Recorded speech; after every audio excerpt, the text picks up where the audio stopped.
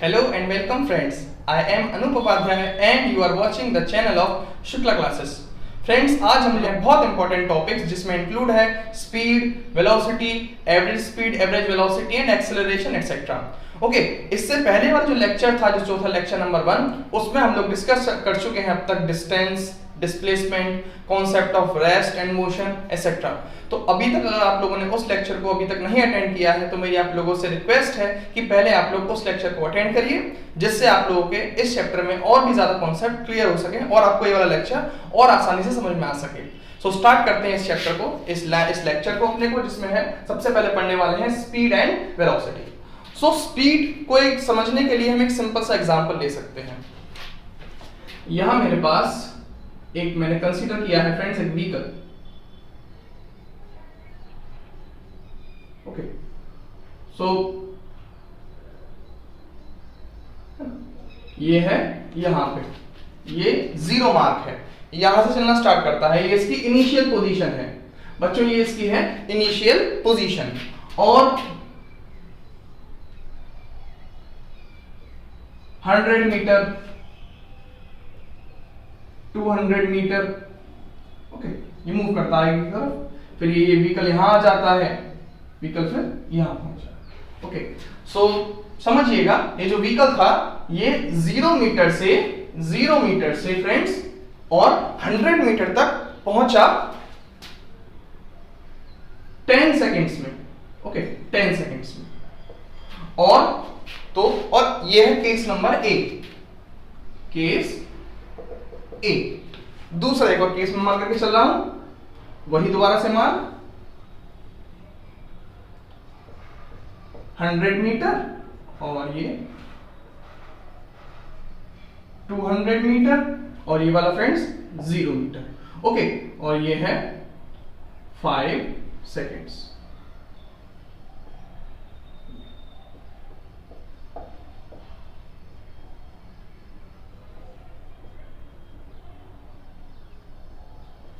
देखिएगा, मैं आपके सामने दो कंडीशंस रखता हूं, केस नंबर ए और केस नंबर बी में। केस नंबर ए में जो कार ए है वो 0 मीटर से, मतलब स्टार्टिंग पोजीशन से 100 मीटर तक पहुंचती है कितने टाइम में? 10 सेकेंड्स में। ओके, और केस नंबर बी में जो कार है वो अपनी इनिशियल पोजीशन, मतलब 0 मीटर से 100 मीटर तक पहुंचती है फ्रेंड्स कितने टाइम में? 5 सेकेंड्स में। अब मेरा आप लोगों से एक सिंपल सा क्वेश्चन ये है, मुझे आप ये बताइए कौन सी कार ज्यादा फास्ट है? कमेंट सेक्शन में प्लीज मुझे जल्दी से बताइए कौन सी कार ज्यादा फास्ट थी, ए या बी? बिल्कुल, तो जाहिर सी बात है, देखिए ध्यान से, यहां पर जो डिस्टेंस जो कवर किया है दोनों कार्स ने वो सेम डिस्टेंस कवर किया है, लेकिन कौन सी कार यही सेम डिस्टेंस कम टाइम में ट्रेवल कर पा रही है? सोचिए इस बारे में, कौन सी कार यही सेम डिस्टेंस कम टाइम में ट्रेवल कर पा रही है? तो आपका आंसर होगा सिंपल सा, ये बी, ये वाला बी जो है, मतलब बी वाली जो कार है वो ज्यादा तेज मूव कर रही है। तो अब हमारे जो फिजिसिस्ट हैं उनको ये प्रॉब्लम आ रही थी कि एक ऐसी क्वांटिटी चाहिए थी जो ये बता सके कि कौन सी बॉडी ज्यादा तेज मूव कर रही है और कौन सी बॉडी धीमे मूव कर रही है।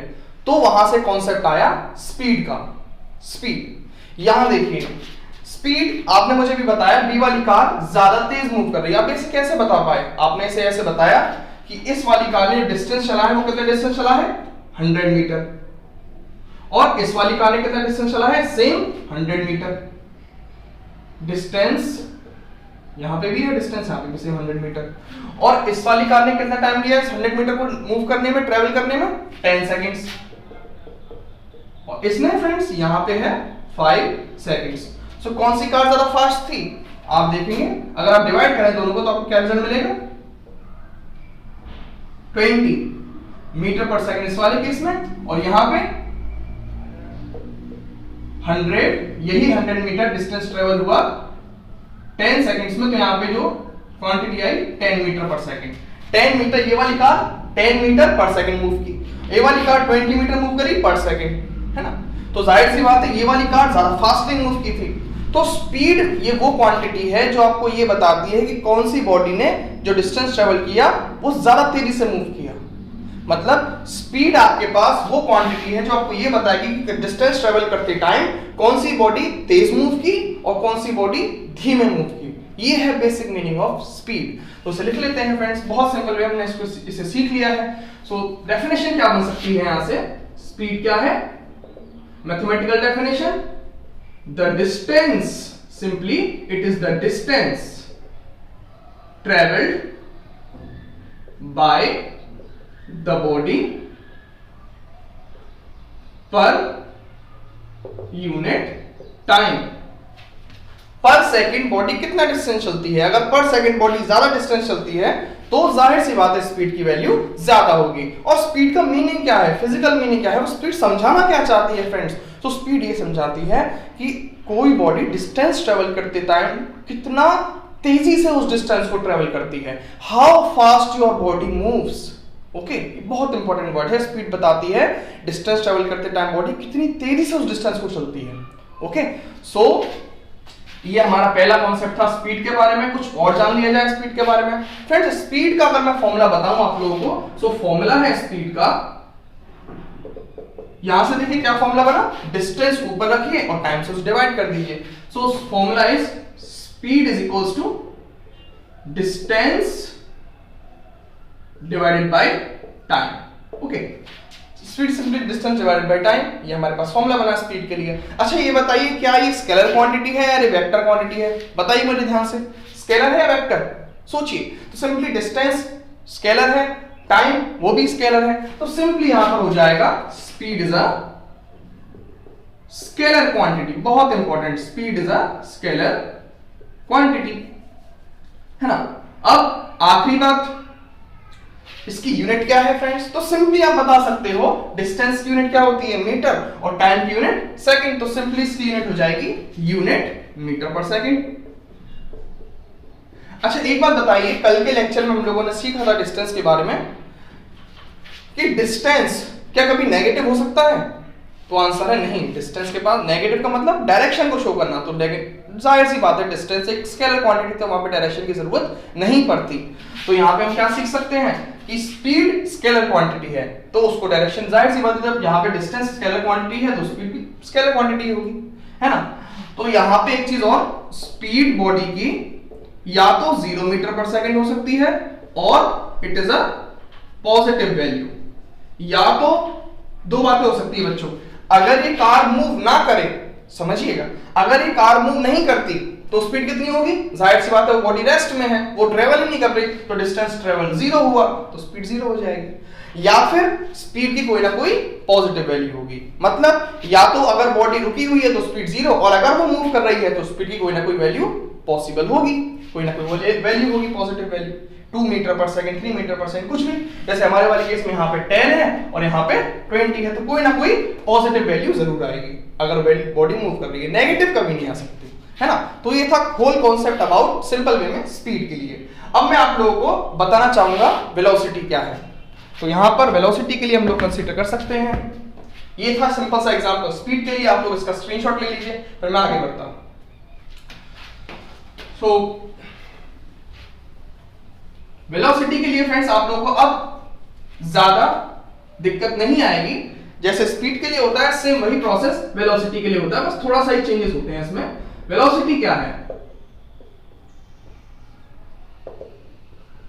the velocity is simply displacement covered by the body per unit time। वहां पे था distance travelled by the body per unit time, और क्योंकि वेलोसिटी में आ जाता है सिर्फ और सिर्फ displacement covered by the body per unit time. So velocity simply displacement covered by the body per unit time. अब जरा सोचिए इसके लिए क्या फॉर्मूला बन जाएगा, बिल्कुल सेम वही प्रोसेस को अप्लाई करते जाना है। वेलोसिटी के लिए क्या फॉर्मूला बन जाएगा यहां पर, velocity simply displacement divided by time. Okay, ये सिंपल सा फॉर्मूला बन गया, displacement upon time for velocity. Unit बताइए फ्रेंड्स, यूनिट क्या होगी इसकी।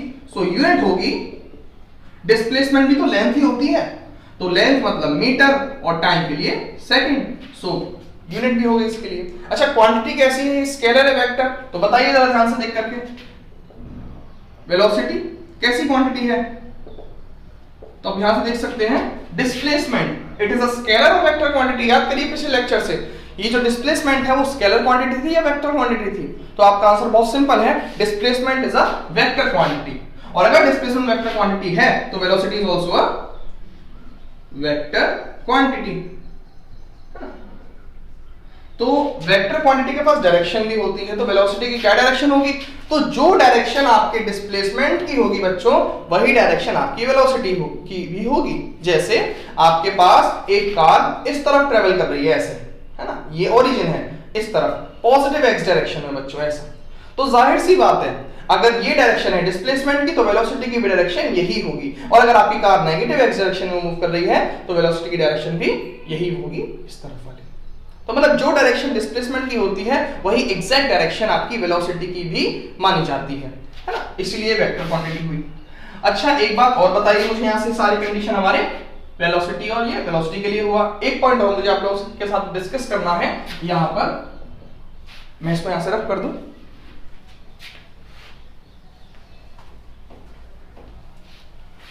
देखिए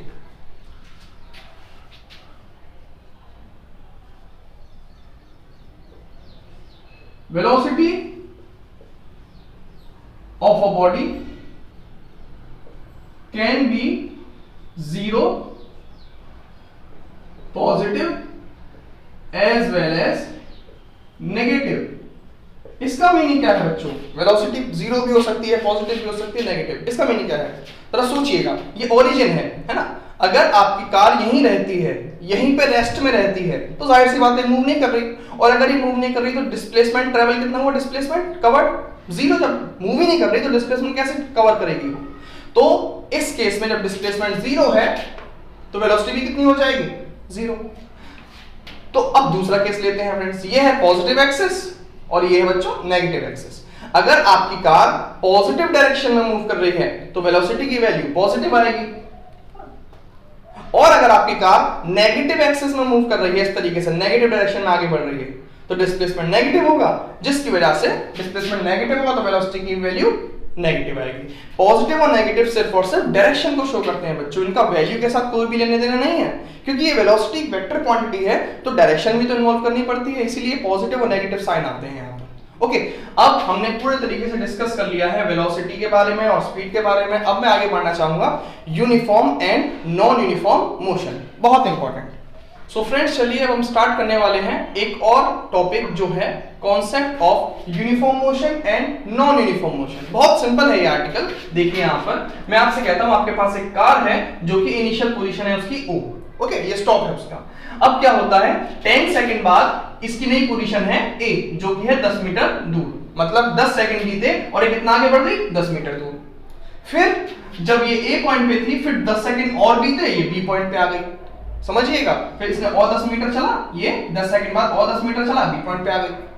फिर और 10 सेकंड बीते और 10 सेकंड पास आउट हुए और ये 30 मीटर पे आ गई C पॉइंट पे। तो आप यहां से क्या पैटर्न ऑब्जर्व कर सकते हो? आप यहां से ये पैटर्न ऑब्जर्व करोगे कि पर 10 सेकंड्स 10-10 सेकंड बीतने के साथ साथ ये जो कार है ये 10-10 मीटर आगे बढ़ते जा रही है। बहुत सिंपल सी बात है।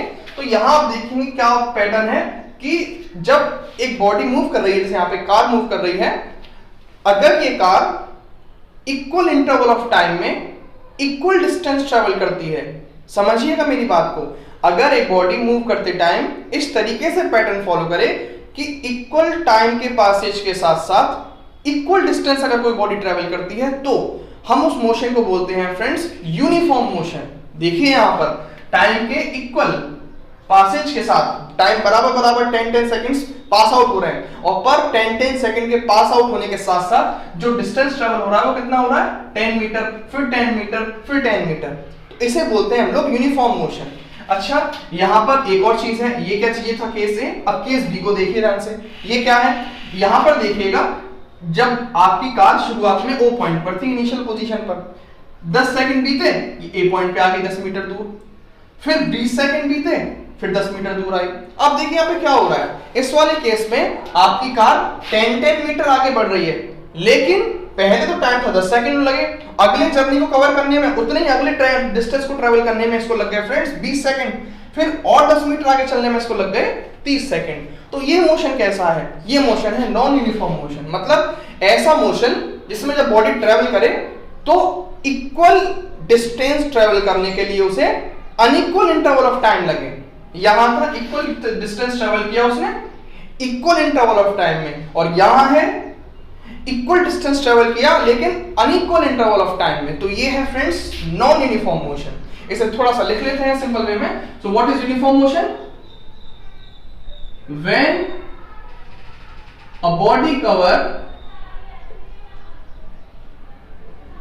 equal distance in equal interval of time, in equal intervals of time. So इस तरीके के मोशन को इस तरीके से अगर बॉडी मूव करती है तो हम लोग बोलते हैं ये यूनिफॉर्म मोशन की कैटेगरी में आ रहा है। लेकिन दूसरी तरफ आ जाता है आपका नॉन यूनिफॉर्म। ये हमारा जो केस ए था, this is the example of uniform motion. और फिर आपके बात आती है सामने नॉन यूनिफॉर्म मोशन क्या है बच्चों? सो नॉन यूनिफॉर्म मोशन में आपके सामने आ जाता है when body cover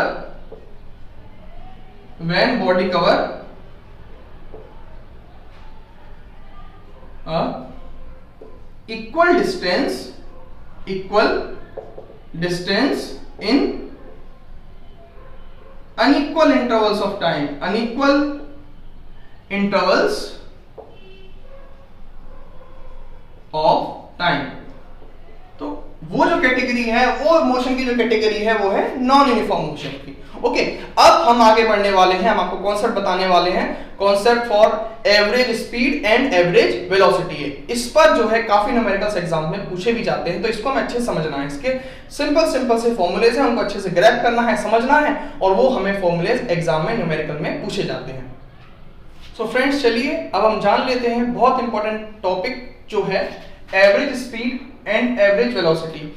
इसके जो इंपॉर्टेंट फॉर्मूलेज हैं उनको जरा देख लेते हैं। यहाँ पर देखिए अलग अलग कंडीशन से यहाँ पे फॉर्मूलेज बनते हैं। पहली कंडीशन देखिएगा, देखिए आपके पास एक कार है, यहाँ पर कंसीडर करते हैं कार, है ना? ये जो बॉडी है, आप एक बॉडी कंसीडर कर लीजिए। ये बॉडी ए पॉइंट से बी पॉइंट तक कितना डिस्टेंस चलती है? S1 डिस्टेंस, फिर S2 डिस्टेंस चली, है ना? S1 डिस्टेंस चली T1 टाइम में, S2 डिस्टेंस चली T2 टाइम में, और S3 डिस्टेंस चली T3 टाइम में। इसका मतलब क्या है? इसका मतलब ये है कि कार थी वो 10 मीटर चली 5 मिनट में, फिर 20 मीटर चली 10 मिनट में, फिर 30 मीटर चली 15 मिनट में, ऐसा कुछ है ना? तो अब अगर आपसे पूछा है कि पूरी जर्नी कंप्लीट हो चुकी है, अब बताइए पूरी जर्नी की एवरेज स्पीड क्या थी? ओके, सो अगर ऐसा क्वेश्चन आता है कि पहला डिस्टेंस चला इतने टाइम में, दूसरा डिस्टेंस चला इतने टाइम में, तीसरा डिस्टेंस चला इतने टाइम में, तो बताइए एवरेज स्पीड क्या होगी? तो आपको कुछ नहीं करना है, सिंपल सा एग्जांपल, सिंपल सा फॉर्मूला है हमारे पास। अब ये बताइए स्पीड का फॉर्मूला क्या होता है? तो स्पीड का फॉर्मूला सिंपली है डिस्टेंस डिवाइडेड बाय टाइम। अगर आपसे पूछा है एवरेज स्पीड बताइए, तो एवरेज स्पीड के केस में total distance divided by total time. Okay, अब टोटल डिस्टेंस यहाँ पे कितना है फ्रेंड्स? तो वो है S1 पहला डिस्टेंस, फिर दूसरा डिस्टेंस, ये तीसरा डिस्टेंस, और ये वो पूरा डिस्टेंस टोटल। सो S1 plus S2 plus S3 ये है टोटल डिस्टेंस, और टोटल टाइम कितना है आपका? T1 plus T2 plus T3। So total distance divided by total time will give you average speed in this case. ये एक पहला case हुआ। दूसरा केस क्या हो सकता है यहाँ पे? दूसरा केस ये हो सकता है कि एक कार थी जिसने 10 मीटर चला 30 मीटर पर सेकंड की स्पीड से, फिर 20 मीटर चला 50 मीटर पर सेकंड की स्पीड से, फिर भीड़ भाड़ वाला इलाका आ गया 30 मीटर चला 10 मीटर पर सेकंड की स्पीड से, है ना? अब ये अलग अलग डिस्टेंस चल रही है अलग अलग स्पीड के साथ। यहां का डिस्टेंस टाइम, यहां इतना डिस्टेंस इतनी स्पीड से, इतना डिस्टेंस इतनी स्पीड से, इतना डिस्टेंस इतनी स्पीड से। बच्चों अब अगर आपसे पूछा बताइए पूरी जर्नी हो गई और बताइए तो इसकी एवरेज स्पीड क्या थी, तो इस केस के लिए आप लोग क्या करोगे? इस केस में एवरेज स्पीड है, देखिए मैंने लिखा है if body cover S1 distance with V1 speed, S2 distance with V2 speed and S3 distance with V3 speed. आप और भी बना सकते हैं आगे। ओके, सो इस केस में एवरेज स्पीड होगी बच्चों S1, टोटल डिस्टेंस कितना है? फॉर्मूला एक ही है, total distance divided by total time. अब टोटल डिस्टेंस कितना है यहाँ पर? S1 plus S2 plus S3 ये वो टोटल डिस्टेंस है ना? Total time. बच्चों इस जर्नी का टाइम कैसे निकालोगे आप लोग? तो बच्चों बताओ टाइम का फॉर्मूला क्या होता है? टाइम का फॉर्मूला होता है distance divided by speed. Distance कितना है यहाँ पे? S1, स्पीड कितनी है? V1। तो इस वाले हिस्से की AB वाली जर्नी की टाइम कितना होगा? तो AB वाली जर्नी का T1 कितना होगा? Distance divided by time is equal to distance upon speed, so S1 upon V1। Okay, अब इस वाली जर्नी के लिए टाइम t2 कैसे निकलेगा बच्चों, वो t2 टाइम होगा h2/v2।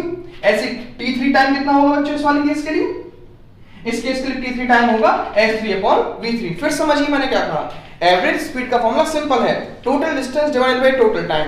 टोटल डिस्टेंस तो दिख रहा है आपको बहुत आसानी से, टाइम नहीं दिखेगा। देखिए इस वाली जर्नी का टाइम कैसे निकालोगे, तो भाई इस वाली जर्नी की स्पीड ये है और इस वाली जर्नी का डिस्टेंस ये है, तो time is equal to distance upon speed, इस वाली जर्नी का टाइम आ गया। ऐसे ही इस वाले हिस्से को देखिए, इस वाले हिस्से में टाइम कैसे निकालोगे, तो time is equal to distance upon this speed, इस वाली जर्नी का टाइम आ जाएगा। ऐसे इस वाली जर्नी का टाइम आप कैसे निकालेंगे, so total distance divided by total speed, इस वाली जर्नी का टाइम आ जाएगा। ओके, तो देखिए जरा, t1 is equals to s1/v1, t2 is equals to s2/v2 and t3 is equals to s3/v3। आप तीनों को ऐड अप कर दीजिए, आपके पास टोटल टाइम आ जाएगा। So total distance upon total time, इस वाले केस के लिए एवरेज स्पीड निकलेगी, है ना। तो ये दो फॉर्मूलेस एवरेज स्पीड के लिए हैं। दो केस और हैं इसमें इंपॉर्टेंट, उसे और देख लेते हैं। ये दो फॉर्मूलेस और देखते हैं इसमें आखिरी, जो बहुत इंपॉर्टेंट है। देखिए यहाँ पे देखिएगा, यहाँ पे आपसे कहा गया है कि एक कार थी जो यहां से A से B मूव करती है, उसकी स्पीड थी v1 और उसे कितना टाइम लगा A से B तक मूव करने में, t1 टाइम। और ऐसे B से फिर C मूव की v2 स्पीड से, t2 टाइम लगा। ऐसे C से D तक मूव की v3 स्पीड से, t3 टाइम लगा। मेरा कहने का मतलब क्या है, आपके पास एक जर्नी है, यहां से स्टार्ट होती है यहां एंड होती है, ठीक है। एक कार थी जो 10 मीटर पर सेकंड से मूव की पहले 2 सेकंड के लिए, और फिर 20 मीटर पर सेकंड से मूव की 3 सेकंड के लिए, फिर 30 मीटर पर सेकंड की स्पीड से मूव की 5 सेकंड्स के लिए। तो अब बताइए इस पूरी जर्नी में एवरेज स्पीड क्या होगी। तो आप यहां देखिएगा, यहां इस केस में क्या होता है, देखिए बच्चों, एवरेज स्पीड का फॉर्मूला वही है, total distance divided by total time. अब इस जर्नी के बारे में सोचिए, A से B तक कितनी स्पीड थी, v1 स्पीड, और कितना टाइम लगा, t1 टाइम। तो इस AB जर्नी के लिए, इस AB वाली जर्नी के लिए क्या डिस्टेंस होगा, तो डिस्टेंस होगा speed into time, v1 into t1। ऐसी BC वाली जर्नी के लिए क्या डिस्टेंस होगा, v2 इनटू t2, क्योंकि डिस्टेंस का फॉर्मूला क्या होता है, स्पीड इनटू टाइम। स्पीड कितनी है, v2, और टाइम लगा t2। ऐसे ही CD वाला टाइम, CD वाले पोर्शन के लिए कितनी स्पीड है, v3, और कितना टाइम लगा फ्रेंड्स, t3। सो CD वाले डिस्टेंस के लिए, CD वाले गैप के लिए कितना डिस्टेंस था, v3 इनटू t3। सो यहाँ पे देखिए आप, टोटल डिस्टेंस कितना होगा, v1 into t1 plus v2 into t2 plus v3 into t3। ये distance number 1, distance number 2, distance number 3। Total distance आ गया। टोटल टाइम कैसे निकालेंगे, t1 plus t2 plus t3 simply.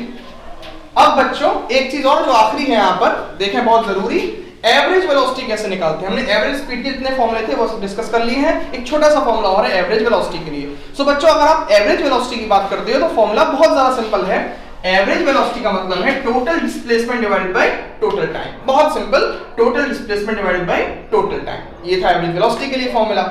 Okay, यहाँ डिस्टेंस आ जाता तो यहाँ पे डिस्प्लेसमेंट आ जाता है। एक क्वेश्चन जो हमेशा कॉम्पिटिटिव एग्जाम में अक्सर पूछा जाता है वो ये है कि फॉर वन कंप्लीट पाथ, जैसे आप यहां से स्टार्ट करें, आप घर से किसी दुकान तक पहुंचे और फिर वापस दुकान से घर आ गए, ये पूरा एक कंप्लीट रास्ता होगा, वो वन कंप्लीट पाथ। इस वन कंप्लीट पाथ के लिए बच्चों एवरेज स्पीड और एवरेज वेलोसिटी क्या होगी। तो बच्चों सोचिए, अगर आप यहां से चले और वापस घूम के वहीं आ गए तो टोटल डिस्प्लेसमेंट कितना हुआ, सोचिए, टोटल डिस्प्लेसमेंट कितना, 0।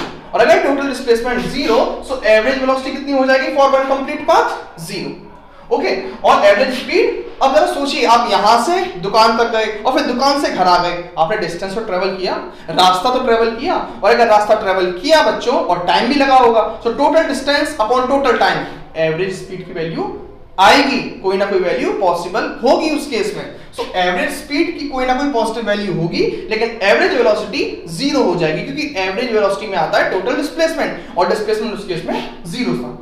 ठीक है, तो आज के इस लेक्चर को मैं यहीं पे एंड करता हूं, है ना। मैंने आप लोगों को एवरेज वेलोसिटी बताया, एवरेज स्पीड बताया, कुछ कॉन्सेप्ट बताया, यूनिफॉर्म मोशन या नॉन यूनिफॉर्म मोशन के बारे में, स्पीड डिस्कस किया, वेलोसिटी डिस्कस किया। ओके, सो अब मैं आप लोगों से अलविदा लेना चाहूंगा, और तब तक के लिए आप लोग खुश रहिए। Thank you so much. Good.